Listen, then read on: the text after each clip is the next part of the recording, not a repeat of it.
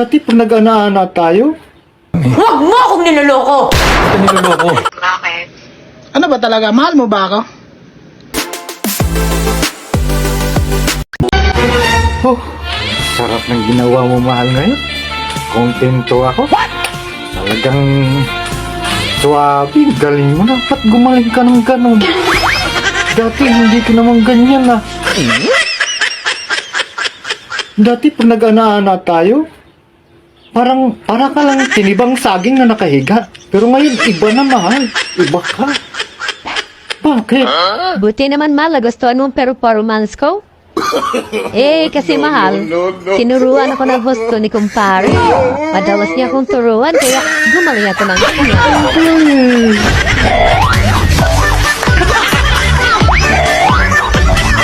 Nagtitigan lang kayo? Kumain lang kayo? Nagkape? Nagkamustahan?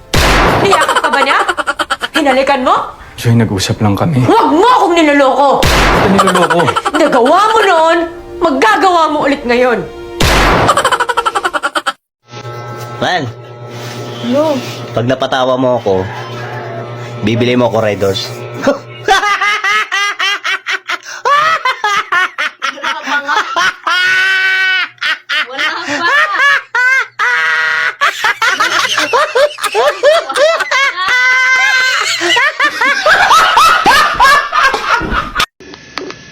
Hello?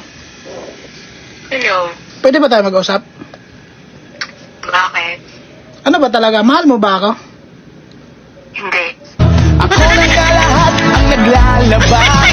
Ako pa rin lagi ang namamlansya. Namamalengke ako sa divisorya. Pinagluluto ka ba?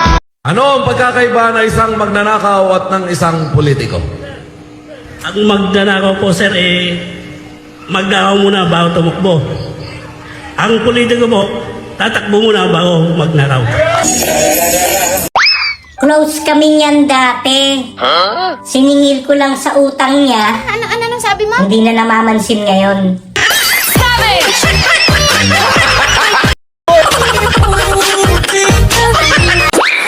Dear Papa Mets, dahil sa business tricks mo, nagkakagulo na ang mga tao sa'yo. Yung iba assuming na naglalakad lang, vlogger na.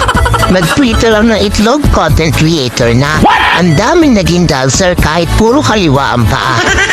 Ang dami rin naging singer kahit sintonado ang boses. Pati ako naloko sa'yo. Kung sana umabot sa punto na pati ang kan ko kahiya ako sa post kong kung ano-ano para lang mapansin mo. Yours truly, creator mo.